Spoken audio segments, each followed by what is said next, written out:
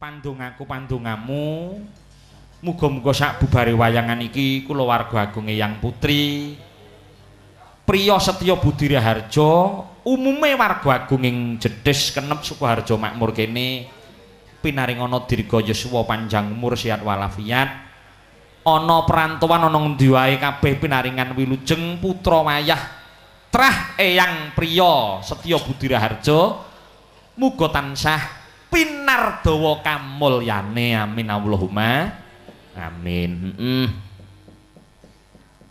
Ora nyono ya mak ya kena kanggo conto nadyan to wis padha sukses ning ora lari karo budayane dhewe.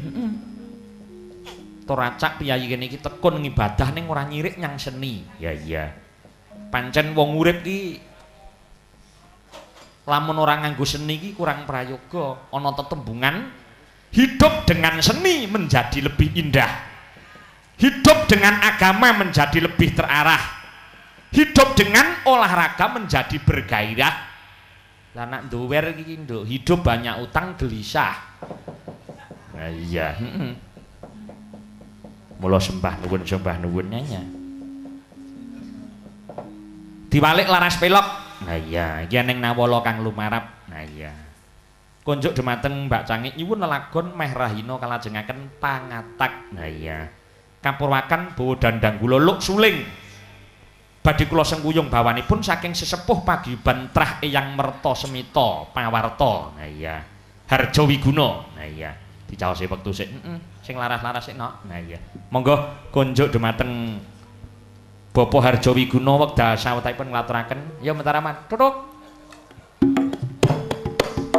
Neng neng neng neng neng neng.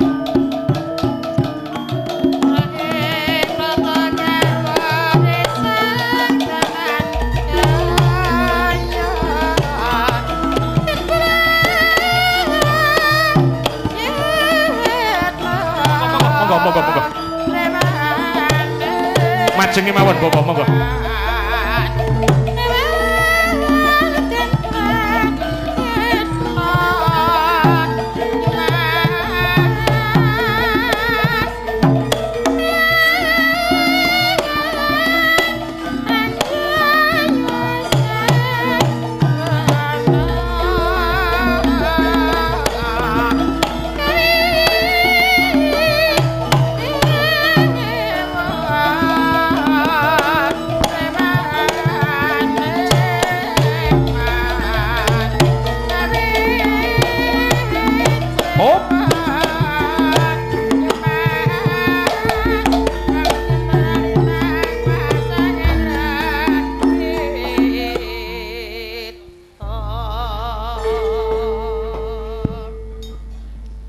Assalamualaikum warahmatullahi wabarakatuh. Waalaikumsalam warahmatullahi wabarakatuh. Sesepuh ini sepuh para lenggah sedaya langkung-langkung dumateng Kidalang semawana para kadang wira pradangga ingkang satuhu minangka cagak ing budaya utawi benteng ing budaya murih mboten rembes budaya saking manca. Saestu kula sampun dipun aturaken Kidalang inggih pitepangan kula ingkang minangka dipun tuwakaken saking paguyuban trah Eyang Merta Semita dipun singkat Pawarta paguyuban warga Merta Semita. Badhe ngaturaken kula nyuwun lelagon meh raina kalajengaken pangatak. Inggih. Namung gegandingan kula menika salah setunggaling tiyang ingkang boten budaya. Mangke mbok bilih wonten kaladu ing atur nyuwun pangapunten, mbok bilih mangke cakepanipun boten apal nyuwun dipun inggih paringi cakepanipun. Inggih. Monggo pun tinting Pakde. Hayo rowan monggo semanten. Hayo rowan hang ayai karti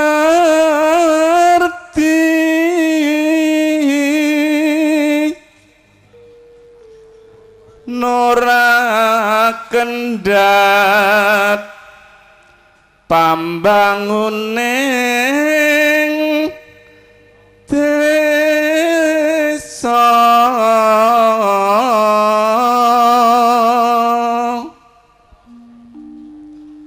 pinuti murih becike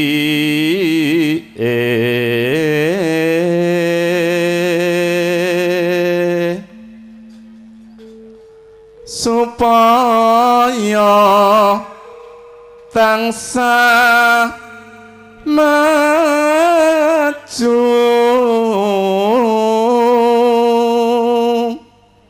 leres mboten Pak Dalang upakara monggo upakara karang lan kitri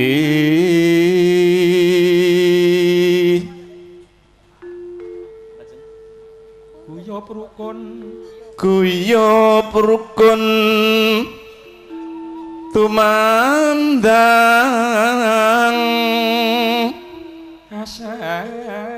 hasang kotku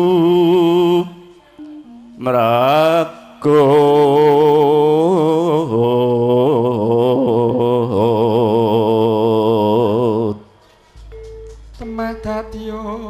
temah dadya tata harja handayani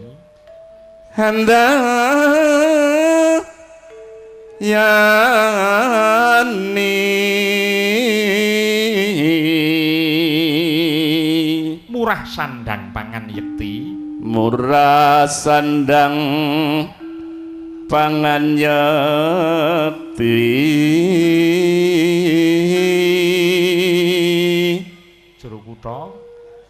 jero kutha desa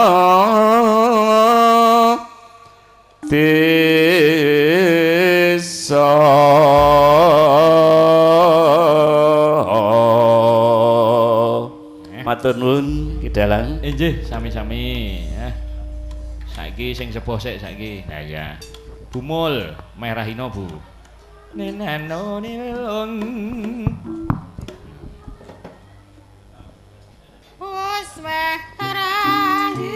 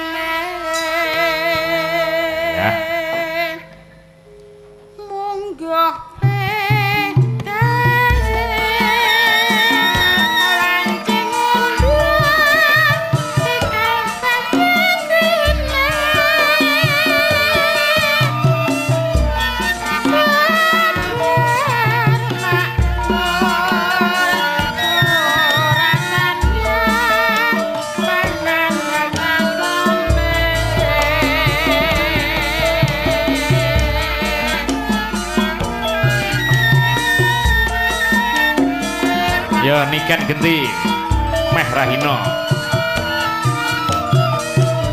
Mbak Niken Hapsari. Nah.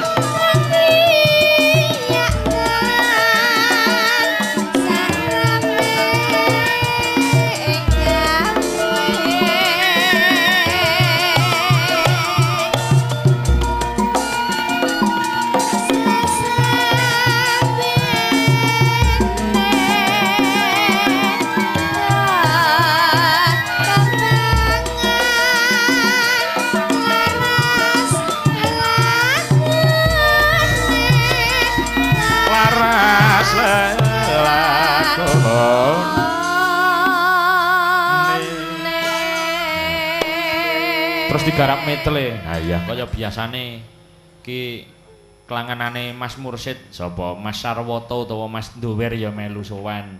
Nah iya. Monggo. Nah ya. Monggo pe. Dangdut ketuntun.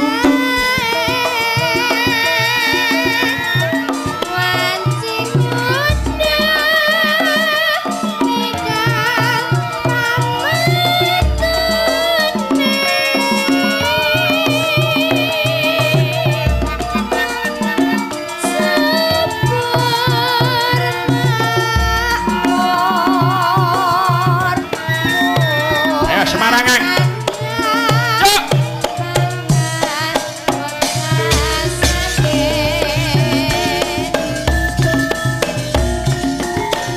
Ayo dong.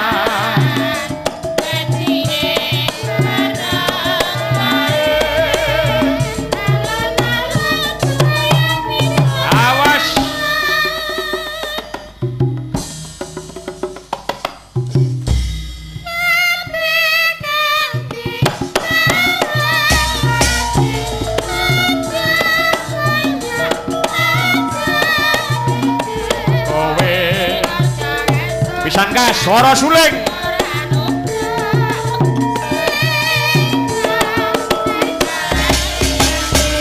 Ya.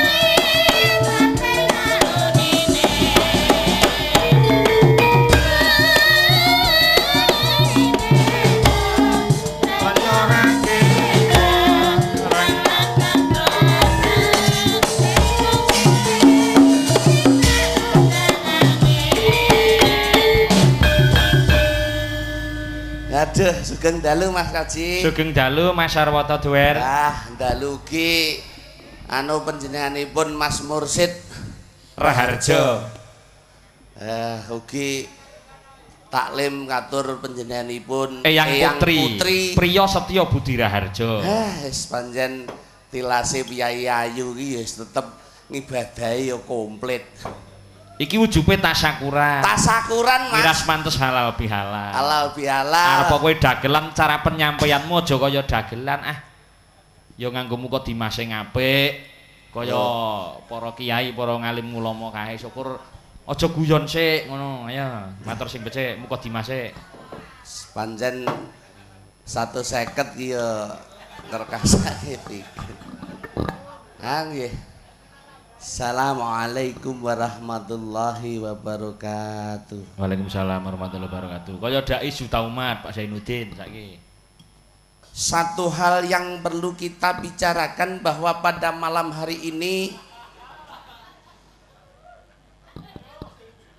ibunda tercinta Ibu Priyo Setyo Priyo Setyo Budi Raharjo. Budi Raharjo. Hari ini memang hari yang sangat berbahagia karena apa? Bisa berkumpul bersama dalam satu tempat yang benar-benar indah. Betul? Satu seket gua arep ngaji barang ngono ya piye. Aja merebut kuwi sik, terus sik.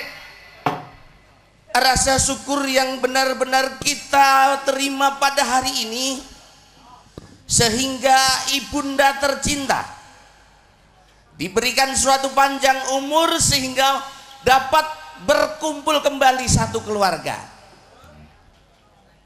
Kok kono sing muni betul?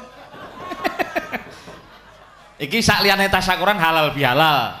Hikmah halal bihalal lalu Idul Fitri apa Jal? Minal aidin wal faizin. Mohon maaf lahir dan batin. Iya, lah nek Idul Fitri. Idul kuwi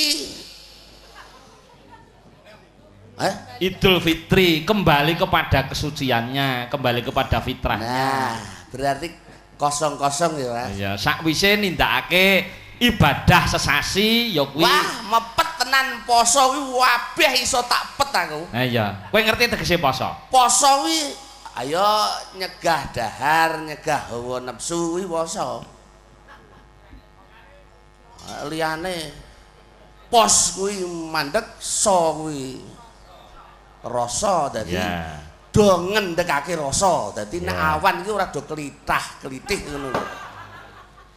Ngendhekake rasa rasane ngilat lan rasane ngati. Wah, ya. Rasane ngilat mula ora iso ngrasake legi pahit asin. Heeh. Rasane ngati meper hawa nafsu. Wah, ya tenan, Mas. Mula nindakake poso kuwi tenan. Aja meneh kok nindakake ibadah.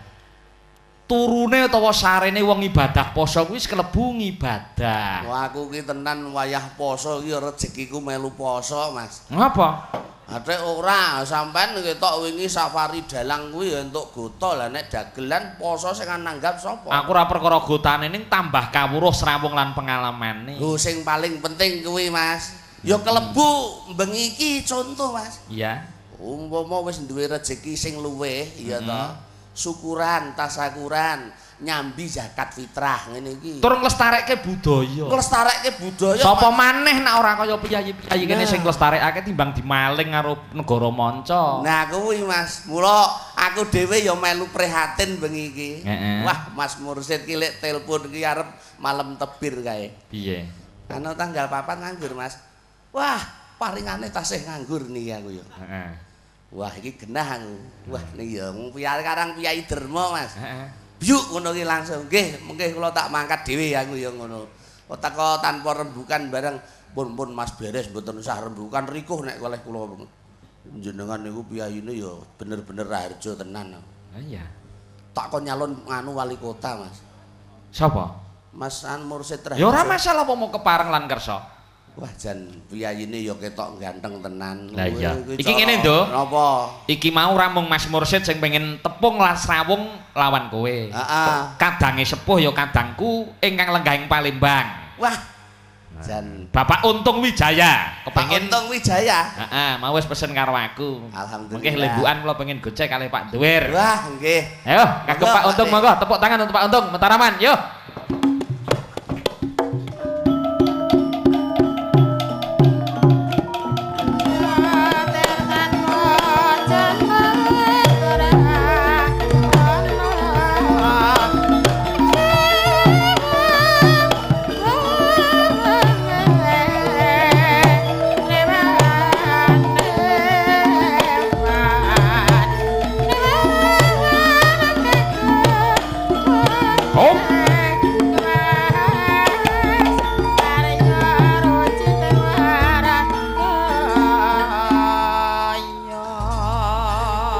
Assalamualaikum warahmatullahi wabarakatuh. Waalaikumsalam Bapak Untung. Nggih, Mbak Cangi, Mas Duwe. Nggih, Pak. Matur nuwun, sadurunge nyuwun pangapunten. Niki saking Palembang, Terus ngasta empek-empek mboten, Pak? Oh, sampun telas. Oh, sampun telas nggih. Paringane yen alhamdulillah. Umpami perkawis alah panganan ki nggo apa? Sing penting serawunge ngenten iki, Pak. Nggih. Wah, nek kula tingali panjenengan yakin. Nggih. kaya Bupati Wonogiri. Oh, Rama Beguk Purnomo Siti iki hebat Iwan. Wah, tenan. Tresnane nyang budaya hebat. Inggih. Mula iki ya bekti kula kunjuk Rama Haji Beguk Purnomo Siti ing Kabupaten Wonogiri. Mbak Cangi. Inggih. Langkung rumiyin kula ngaturaken tunging panuwun dumateng bina sepuh ing lalatan Jatisuka ingkang sampun kepareng rawuh ing tacakuran dalu menika. Inggih. Ugi rombongan Mbak Cangi, ugi Kang Mas Duwer Nggih. saking Boyolali. Bupati, mantan bupati, Pak. Mantan Bupati. Bupati niku napa to? Bupati menika pimpinan kepala daerah. Oh niku yen enten mriki. Nggih, nek Yen enten mriku dibenci wong. Nggih, Bupati ini. Sebenarnya, Pak. Lah buka titik-titik gitu. Oh, bupati iki mbuka sithik-sithik. Oh, kowe kalah lucu karo Pak Untung wis syukur kowe. Buka paha tinggi-tinggi. Oh, Itu dilarang di Sumatera Selatan. purno Pak niku, Pak. Lah niku nggih purno-purno ngoten niku sing do seneng saniki. Inggih lah. Monggo lajengaken Rama Untung. Inggih, ing wedal dalu menika langkung rumiyin kula badhe ngudurasa. Inggih. Inggih, kula pinangka putra Bapak Priyosjo Budi Raharjo almarhum. Inggih. Kalian ibu ingkang sameneika nembe lenggah. Ngudurasa kula makaten boten kula sok umuk keluarga boten. Nggih. Tegese uripna ngalam donya yen pancen nangis tenan marang Gusti Kang Maha Asih, kok kaleksanan lan kasempatan. Amin. Bapak kula menika rumiyin kekudangane marang anak sak anak putuku kabeh. Tak rewangi lara lopo, tak rewangi rekoso kaya ngene, aku bakal mulyake kowe kabeh. Mula sak bisa-bisa ayo sumindhe ana ngersaning Gusti supaya kabeh nemu kamulyan. Nah niki. Lajeng ngaten, le kowe tak kekudang, sok nek wis padha nyambut gawe mulya nggawa motor dewi-dewi. Oh, Nah niki. Alhamdulillah. Alhamdulillah Inggih mobil kasempatan. sedanten, Pak. Inggih, bapak kula niku jan saestu wong mboten sekolah. Oh. Nulis angka kali niku mboten lurus bapak kula niku. Oke. Saestu. Angke wong nek angka loro ki menggok kok lurus e. Lurus niku siji. Ngaten nggih. Le bapak ki ora lurus lho nek gawe angka loro iki. Ngaten. Nggih. Apa iki? Kowe kalah lucu. Lah aku nek nok kene ya lucu. Monggo lajengan Pak Untung. Inggih. Lajeng mekaten, ya wis pokoke nak urip nang donya kuwi aja mung mikir kadonan, ning aja mung mikir akhirat, kudu seimbang. Seimbang. Alhamdulillah Bapak almarhum Bapak Priyosjo Budi Raharjo menika wonten 6 putranipun. Oh iya. Ingkang Oh, ingkang setunggal Mbak setunggal. Yu inggih Nggih. Suyamti Mulyono Harjono. Ingkang angka kalih Mas Suyamto Hartono Raharjo Untung Wijaya. Kula wonten ing Wijaya. Palembang. Nggih. Lajeng adik kula menika Haryanto Raharjo menika wonten ing Malang Jawa Timur. Lajeng adik kula kala ingkang dipun sebat terus Insinyur Mursid Raharjo MSI ngaten dresipun. Nggih. Pirsa MSI? Anu Pak.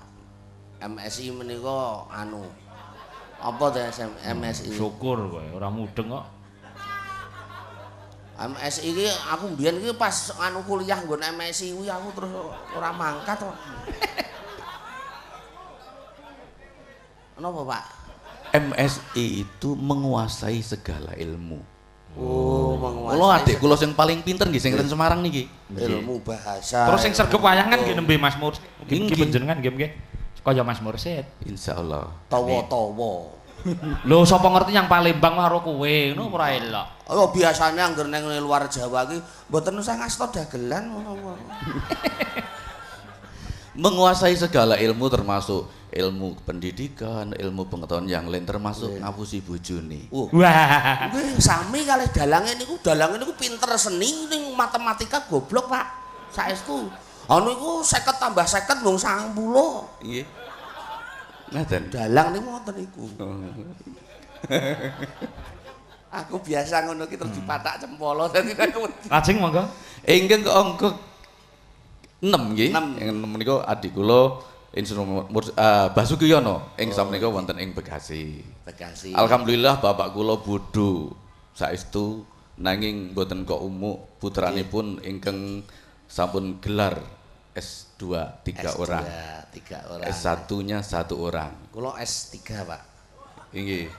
Daripada S2 Apa? yo S tung, S bes, Lajeng ingkang sarjana teknik putunipun sampun kalih. Alhamdulillah. Ingkang calon dokter inggih kalih. Alhamdulillah. Niku lah kula niku ngudroso wong desa sing ora berpendidikan ning nek nangise bener-bener nyang Gusti Kang Maha Kuwasa kok dikabulke. Amin. Do rungokno wi kanca-kanca Nggih. menapa. Mila kula kalih rayi kula Kang Mas kula sekadang ayo padha nyuwun mring ngersani Gusti mugi almarhum Bapak Priyo Setyo Budi Raharjo kaparingan kasuwargan jati. Amin amin. Ibu kaparingan panjang yuswa Amin. iso momong anak lan putu. Nggih, amin. Bapak kula rumiyin remenanipun niki mengenang Bapak. Remenanipun menika semur lele. Wah. Nggih. Dahar semur lele nggih. Wes sik meneng to. Nggih. Dahar semur lele lajeng tehipun teh Ginastel nika. Sak gelas gedhe ngoten, mengki nek sampun wonten kursi ngajeng menika leyeh-leyeh. Leyeh-leyeh, jroning leyeh-leyeh paring pitutur. Mungkin Mas Duer niki sing sing ngartekni ngoten. Nggih, Swara kula gerok nyuwun ngapunten. Mboten napa-napa ngono mboten dihukum kok, Pak. Bener luput ala becik kelawan bejo. Cilaka iku saking ing badan priyangga tutu saka wong liya. Mulane ten ngati-ati saking dirgama singgah ana ten eling. Pripun niku? Kuwi tembang apa, Jal? Ayo. Kuwi iki sing jelas iki dudu kucing garong iki. Oh, Durma. Oh, Durma. Heeh. Apa tegese Durma? Engko sik ngendi bacotake Rama sik ku tak jelasne. Ari ngaten. Bener luput ala becik kelawan bejo cilaka iku saka awake dhewe nggih. Mula tak jaluk aja sok nyalahke wong liya ning tatanen awakmu dhewe. Nggih, leres, Pak. Jaganen jenengmu tanemen jenengmu ana ing ngendi wae. Ya urip sepadaning urip jroning urip iki urip bebarengan urip sepadaning urip tan ana bedane badanira. Lanten Pak. Inggih, menika wejangan saking kiyaine ingkang sampun mangayun wonten ngarsanipun Gusti Kang Maha Wika. Mugi-mugi papan pasuwargan nggih, Pak. Amin ya rabbal alamin. Ayo Durma kowe. Oh, sik ngendi rampungke sik Bapak? Rampungke sampean nak rampung kok. Ayo, Pak. Mbak Jangi, Inggih. menika gandeng lelampahan menika dalu menika kalih lampahan lan Nggih. lampahan ingkang wos inti kangge kaksang. Pramila menika kula badhe nyekar bojong sanajan to suarane gerak-gerak ora apa-apa. Mboten Nyuwun napa-napa. ngapunten masuk angin. Nggih. Mangke kula suwun dipun sambet ilir-ilir. Oh Oh, nggih, iya. nggih. Nggih. Zaman maju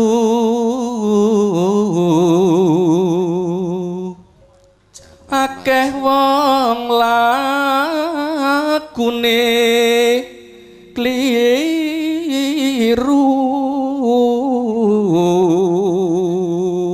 Akeh wong lakune kliru. ninggal notun tunan Sakmenika sampun biasa, Pak, ninggalke tuntunan. nuruti senenging hati Sering ngumbar hawa nafsu. ana donya hati-hati lan waspada Sing utama niku ngati-atine niki, Pak. ajangi Nggih. kula suwun dipun sambet ilir-ilir monggo Monggo. matur nuwun Lir ilir tandure wosumilir takang ijo royo royo tak senggupa nganten hanyar bocah angon penekno blimbing kuwi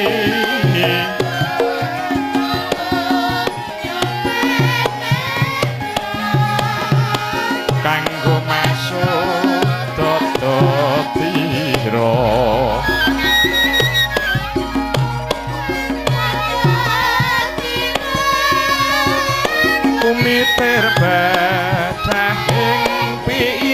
pinggir domono jlumakono kanggo sepo manggo sore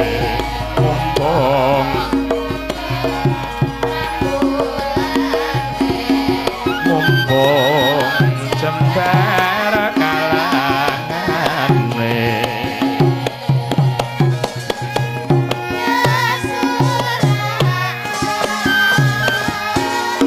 Surahayu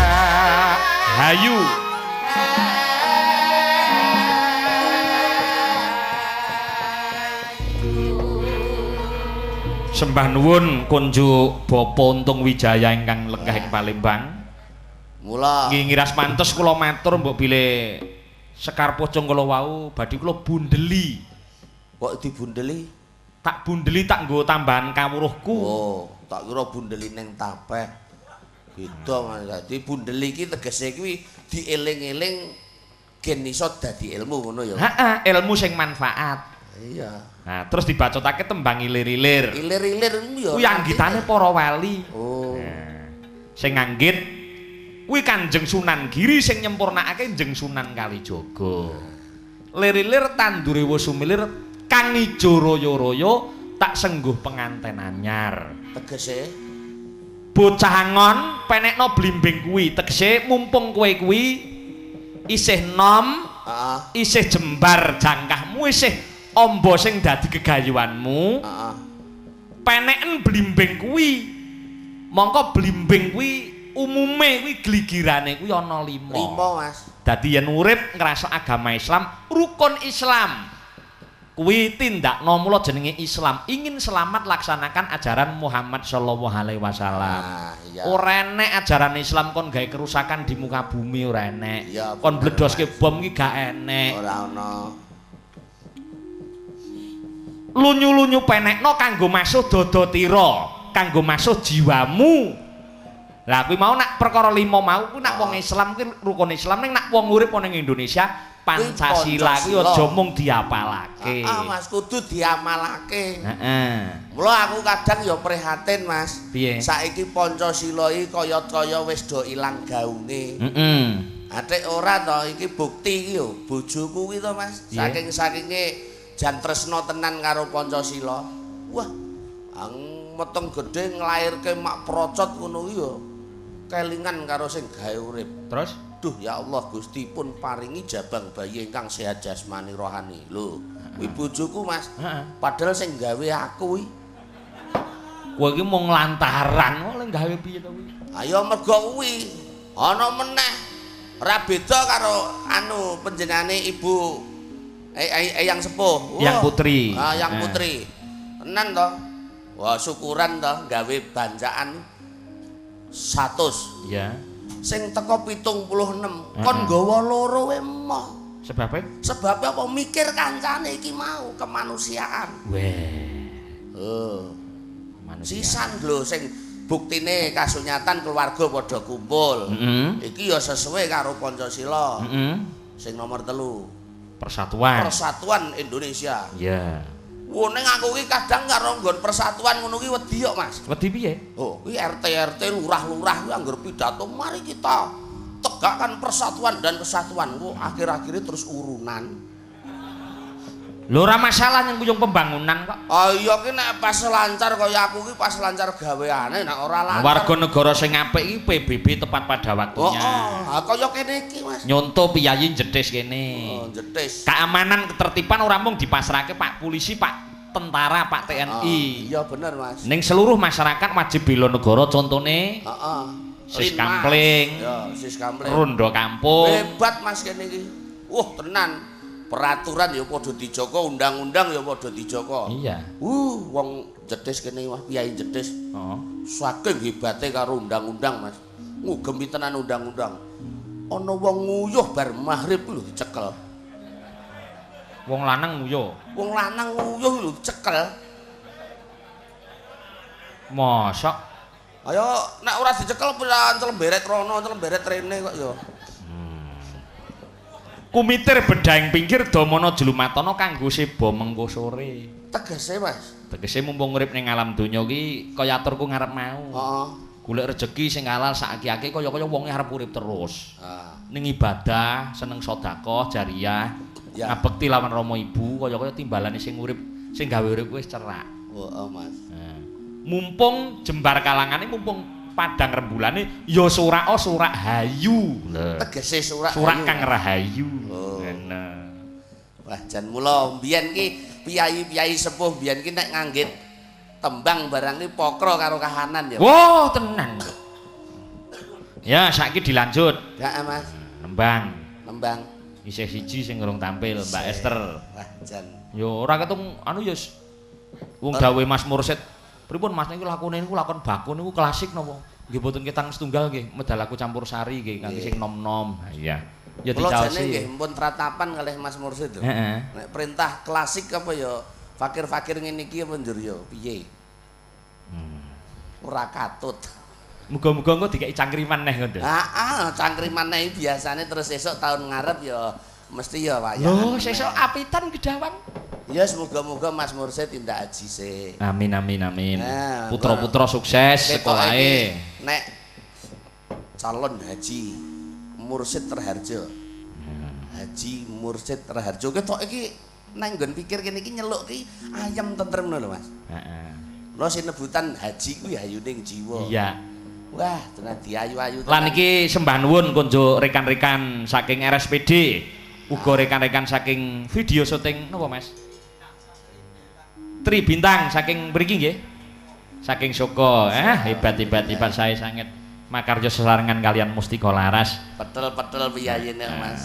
Menika kanca-kanca saking kru RSPD Sukoharjo nyuwun slendro menyura iki. Kijing miring. Wah, Kijing miring sik saiki iki dicaosi sik. Nah iya. kijing. Iki tak aturake kadang-kadang pada suka. Ah. Pada suka ki syuting Persatuan Dalang Surakarta. Nah, Subar ngomong ke syuting kok terus pada suka. mbok menawa sing ora do ngasta, sing padha mirengake, Ya. ngres pantes kanggo srana halal bihalal. Nah iya. Nggih. Ngapura ing ngapuran. Ngapura ing ngapuranan, mbok menawa ana lupute ya di ngapura. Ya, ayo Sing buka bonang slendro menyura. Bu Karmi, dah.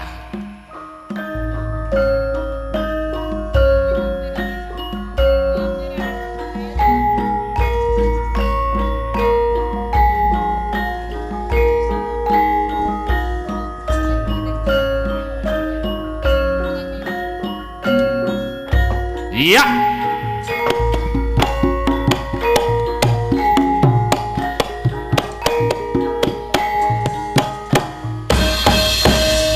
Ayo Mas, kijing miring. Ayo Mas, kijing miring.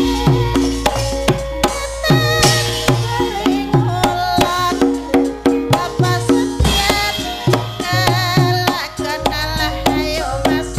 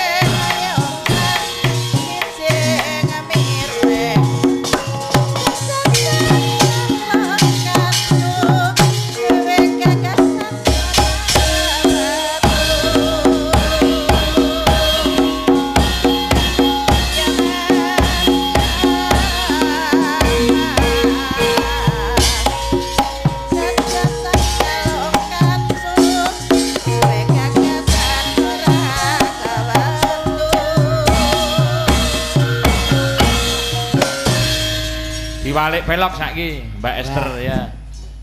Ya, kene nduk ter. Nah, spot Jawa sik ya, diaturke ya. Spot Jawa. Nah.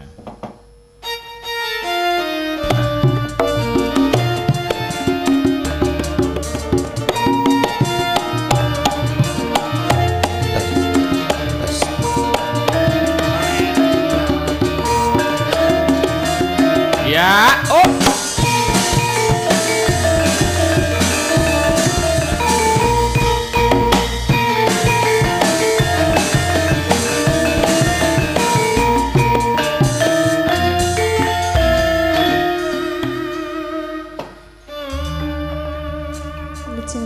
Sugeng dalu Mbak Esther.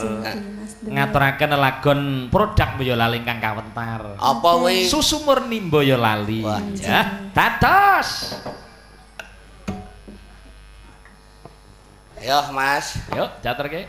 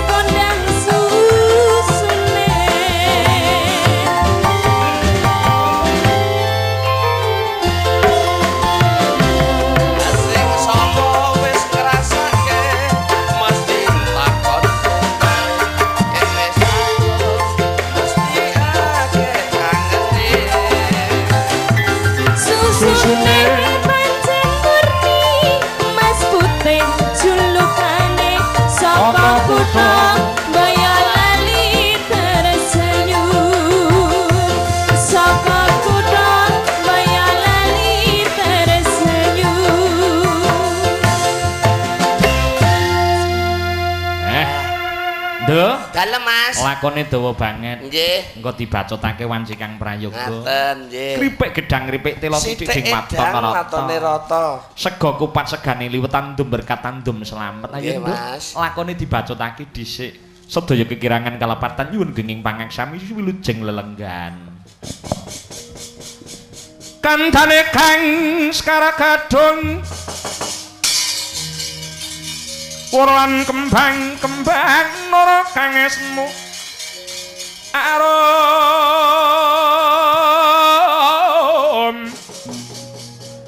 winara lan oyotan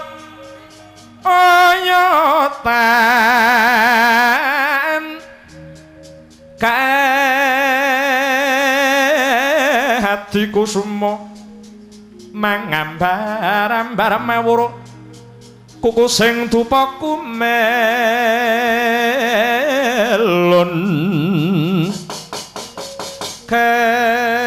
kelon kadimiko leremembo bathara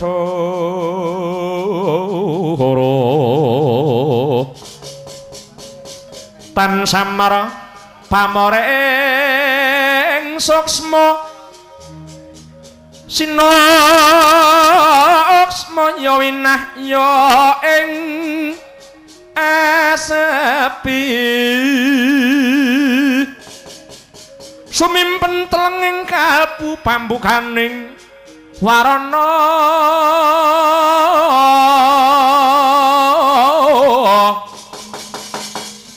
tarlen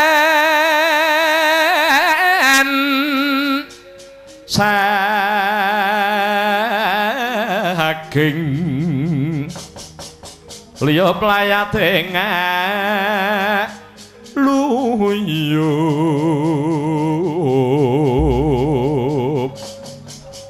pindha pesating supena sumusuping rasa jati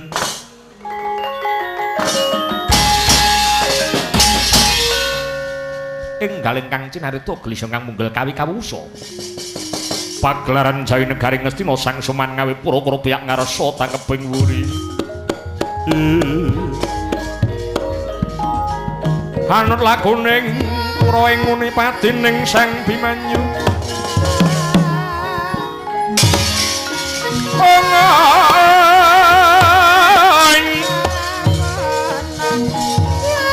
tanjoring sang nyakimyak ngambil senjata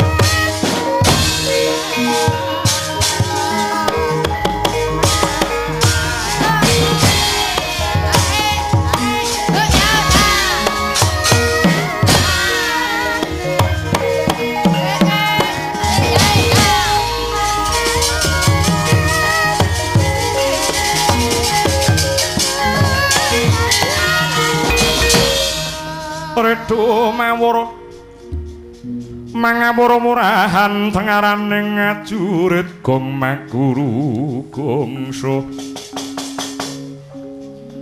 tetekaya putula wara panjriting turangga esdi nyuwang twaca kang kekitir rekatah ingkang twaca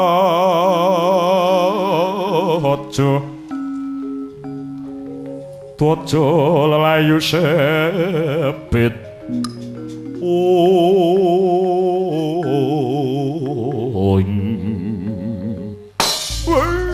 la la la man harya werta man sung diwerti man sing nara kabar dika paman miyos pagelaran Jawi nimbali para Kurawa ingkang putra panenggak Kura Satring Banjarajuna Harya Dursasana nyadong werta man nadyan ingkang putra Suratayu cumadeng dawuh kula pun karata marma cumadeng dawuh kula pun ingkang putra padheng dawuh nadyan ingkang putring pedhanyangan Suwatama menak anggur putra madheng dawuh kula pun sedawuh lalah sudah lama nyiluman gak turun apa kiranya ada info yang terbaru lauk jirwa gadi anak-anakku Kurawa kabeh dina iki mundi dawuh keng Raka Ngastina anak Prabu Duryudana sira kabeh ki nen tata-tata memanuki budhaling si Bratasena Bratasena gandrung marang kawruh kanunggal binubutan dening Wakning Gundil Sukalima supaya golek abon-abon sesaji kayugung susing angin ingkang mapan ana pucaking Gunung Candramuka mongko kowe ngerti dhewe le Gunung Candramuka ki gawat keliwat-liwat wingenang kepati jalma mara jalma mati satumara karyaran nyicil ayem dur bakale Pandhawa ringkih kekuwatane Bratasena bakale mati mula tata-tata yen Bratasena mati awake dhewe seneng-seneng le oh lah lek sampeyan mboten eling ana tetembungan siji pesthi loro jodho telu wahyu papat derajat 5 donya menungsa ora wenang ngawuri lho niku niate Bratasena niku tulus niate becik lho niku mbak empun to man sakyah ana sakyahne mboten mangmarene tumindak sampeyan sing elek mula Ngastina niku ora tentrem merga kedunge wong drengki wong jahil metakil wong dahwen panas ten patyoben lho niku agek nonton jenenge mawon niku ora pun elek kabeh to ratune Duryudana lho niku Dur niku goroh dana wewe areng ngeki ngapusi lho niku pendhitane Durna Durgarana Cetha patihe Sengkuni seng niku tung seng kuni niku kirek sampeyan iki satkasu dapurmu Durma Gati Durma niku tembang gati penting kula Dursasana dur niku bagus sasana nggon-nggone wong ganteng